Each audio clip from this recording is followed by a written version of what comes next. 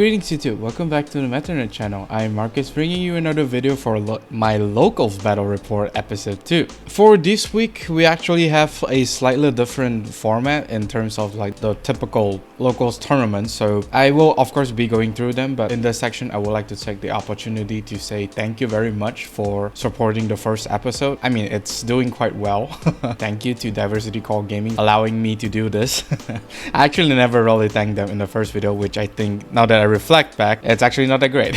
Anyways, let's get on with the report. So for the tournament format is largely still the same. It's still the formats of Swiss, but since this is a special tournament, there's actually one tiebreaker. So only the champion and the first place will be fighting for an additional round just to basically just tie break, because both of them I think won all of their rounds up until the 4th round. So only one person can win despite the tie being decided by time. So we have a total of 26%, 4 less than last week. I think due to the more limited decks that this week's tourney has turned out to be, because for this particular week, they only allowed a boss unit from the D02, which means Minerva, Lukier, Maelstrom, Graham Grey, Sojo Doji, Archite, Eva, Chaos, Dagra, Tamayura, as well as Rorowa. So it makes sense that it has a lesser player to join because not everyone has all these decks. So, but yeah, it's a very special tourney. I think the first place that features all 5 of the new glitter units. So very nice tournaments, and it also makes sense why there's a tiebreaker for this tournament. So as usual, I will be going through the champion all the way down to 3rd place report, so do stick around. This week is going to be really interesting. For 3rd place, we have chenmwt with Maelstrom. I mean, Maelstrom is a strong deck, with him being able to dish out multiple attacks as well as, you know, keep controlling the board. I mean, be it just retiring one is quite nice. And looking at this deck list, it seems that he's playing Maple,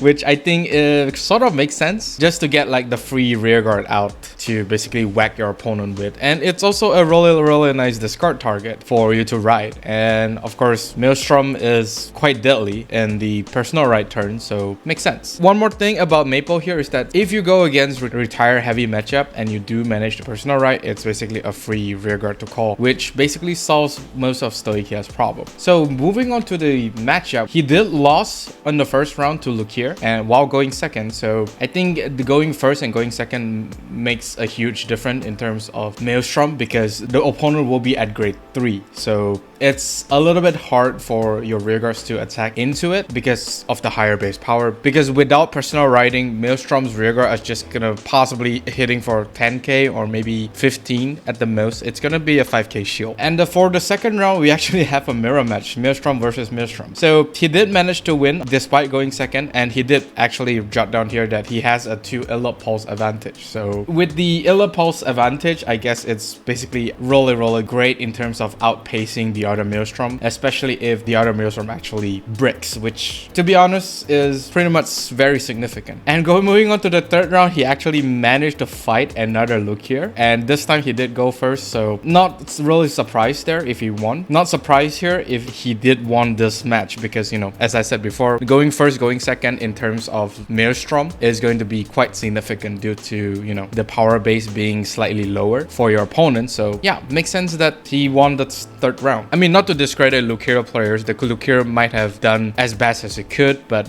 unfortunately, of course, could not really withstand personal riding Maelstrom. For the last match, he did won against an Eva. So going first, like I said, going first means a lot for Maelstrom. So not really surprised that Eva might just lose here, because Eva might not be able to grind as well as recover some of their shield a lot after the onslaught by Maelstrom. So, and Samuel actually did note here that he nearly lost to a 6 OT as well as a heal. Oh, that's a very dangerous. But I think the Eva players basically ran out of shield to guard. So despite the luck on Eva's side, I guess it's pretty okay that he still managed to win. Otherwise, I think he would not be able to get a 3rd place. And I think Samuel also won the lucky draw. As long as you won the lucky draw, you already won everything. Who cares about being champion already, right? Congratulations to Samuel for winning the 3rd place as well as the lucky draw. For 2nd place, we have chenmwt with Minerva. So Minerva, I think, is the much popular one in D02 with multiple attacks as well as the restanding Vanguard. Yeah, it's very disgusting and quite fitting too, since Minerva's bathwater is a thing. So there's really nothing much to say for Minerva. The playstyle is basically very straightforward. forward. It does require you to think a little bit, as well as keep soul charging your Camel Mill with Drilling Angel in order to basically put them into soul for you to soul blast them out to basically keep multi-attack. So for the matchup, the first match that chenmwt fought is Chaos. Okay, in general, Chaos might not be able to win against a Minerva due to how well-rounded Minerva is, but despite going second against Chaos, chenmwt actually managed to win. And also, it's most probably due to the fact that Grade 1 and Grade 2 crit sack, which was noted here.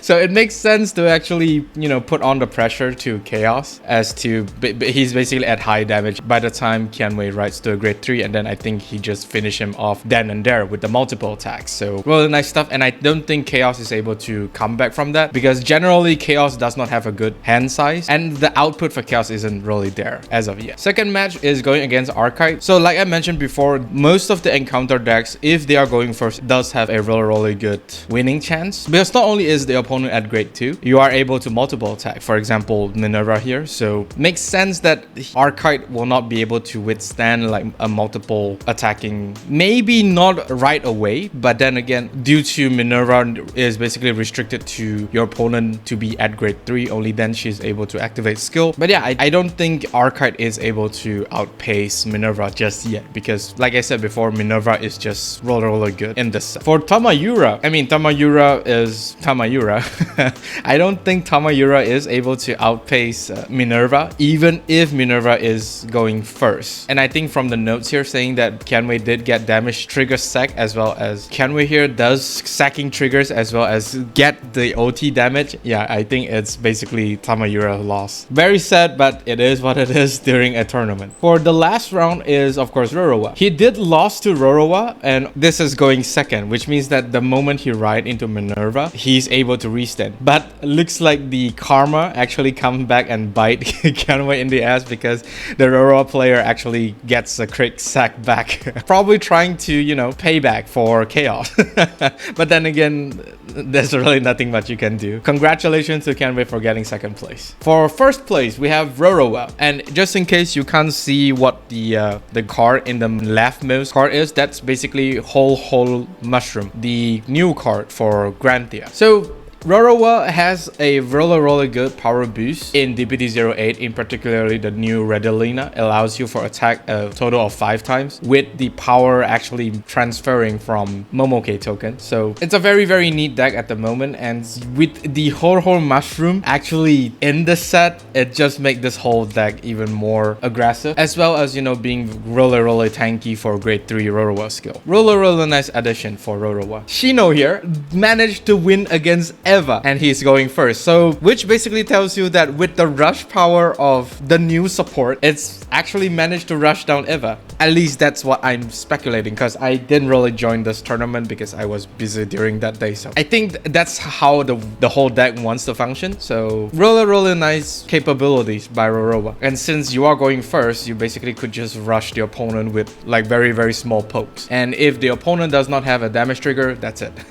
Second round going against Luke here. Despite going second, yeah, I think the rush power is quite big if he's able to go to win against Lukier while going second, because you can just rush right out the bat, provided if you have 2 whole mushroom in your Grade 1 turn. So very disgusting. In the third as well as the fourth, he did manage to win 2 Minervas, and they are all going first. I guess it's basically due to the rush power of Rorowa. And keep in mind here, Rorowa could potentially go for the maximum number of attacks every single turn. So if he goes to Grade 1, if he has 2 whole mushroom, he is able to attack 3 times with relatively ease. And then when he goes to the Grade 2, you are able to attack for 4 times thanks to Radilina as well as Momoke token. So quite disgusting. The final round, he did lose to a Maelstrom, which, spoilers, is the champion for this week. I guess Maelstrom as well as this Rorowa deck, it's quite similar, but instead of like very small pokes in terms of the tokens, Maelstrom is able to hit much harder than, you know, Rorowa. Very nice fight if you ask me. Congratulations to Shino for winning first place in this tournament. As for the champion, of course we have Lim with Maelstrom. So This list is actually very much different from what Samuel's Maelstrom list is. Instead of using the Maple as well as some other cards, he actually uses one of the tier dragons within DBT09, which basically gives both this unit as well as another unit the 10k power. It's actually quite disgusting when you think about it. Looking at this deck right now, it seems that he does focus on a lot more power than Samuel does, thanks to the bottom leftmost grade 1, which will basically give power to whoever is attacking first, as well as, you know,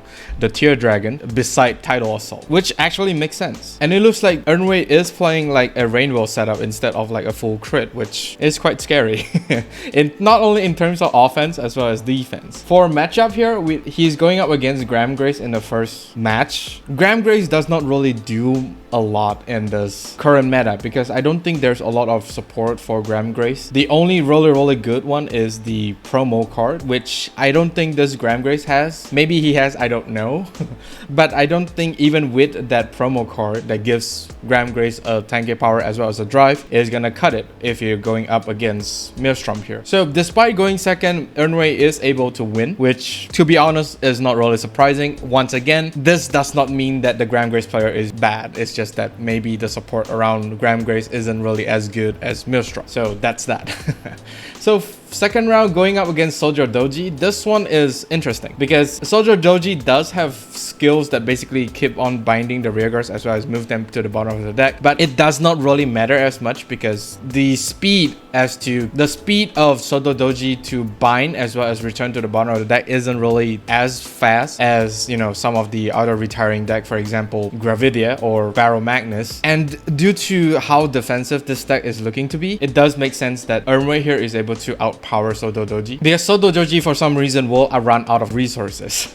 Like if Soldier Doji does not kill the opponent, it's most likely they're gonna run out of resources and will not be able to recover from that. In third place, he's fighting against Rorowa, which he goes second and still win, despite bricking really hard. I don't exactly know what happened during that round, but in terms of decision making, I think Earnway did a really good job. Very nice play there. For fourth round, he's going up against Lukir and he's able to win going first. As mentioned before, if you are going first with Maelstrom, it's actually a very huge advantage already. And of course, for the tiebreaker, he's going up against Shino's Rorowa and he's able to win there. I mean, there's really nothing much to comment about in terms of the Maelstrom as well as Rorowa matchup. They are quite similar in terms of playstyle, but then again, it all comes down to decision making as well as luck factor. And that is all for this video. Do let me know down in the comment section of what do you think of this week's results. I mean, I was expecting like Eva to top, but seems like none of the Evas actually did really well. Do like and subscribe if you like this video, and of course during the bell notification icon so that you don't miss a video I upload.